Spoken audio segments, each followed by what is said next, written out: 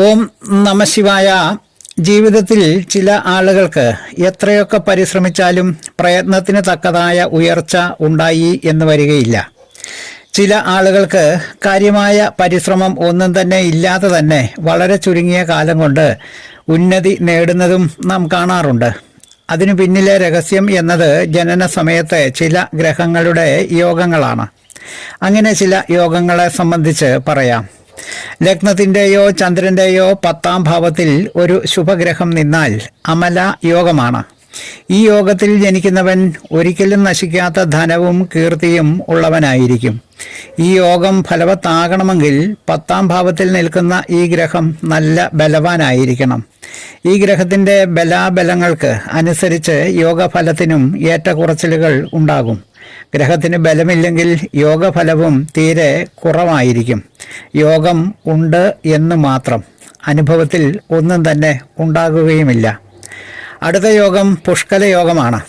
ഈ യോഗത്തിൻ്റെ ലക്ഷണം ചന്ദ്രൻ നിൽക്കുന്ന രാശിയുടെ അധിപൻ അഥവാ ചന്ദ്രലഗ്നാധിപൻ ലഗ്നാധിപനോട് ചേർന്ന് ലഗ്നത്തിൻ്റെ 1, 4, 7, 10 എന്നീ കേന്ദ്രഭാവങ്ങളിൽ എവിടെയെങ്കിലും നിൽക്കണം.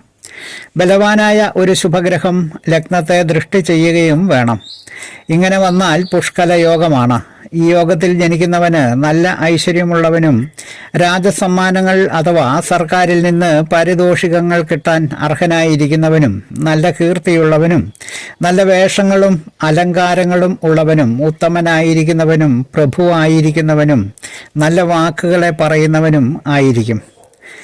അടുത്ത യോഗം ഗൗരി യോഗമാണ്.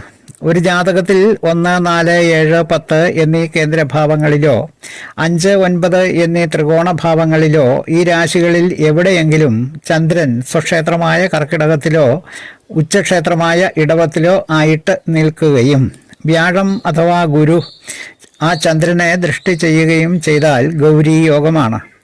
ഈ യോഗത്തിൽ ജനിക്കുന്നവൻ നല്ല ഭംഗിയുള്ള സുന്ദരമായ ശരീരത്തോടു കൂടിയവനും വംശമഹത്വമുള്ളവനും രാജബന്ധുവായും അല്ലെങ്കിൽ ഗവൺമെന്റിൽ നല്ല പിടിപാടുള്ളവനും നല്ല ഭാര്യയോടും സന്താനങ്ങളോടും കൂടിയവനും ആയിരിക്കും. മോഹന ജ്യോത്സ്യർ ജ്യോതിഷ ആചാര്യ. ഓം നമഃശിവായ.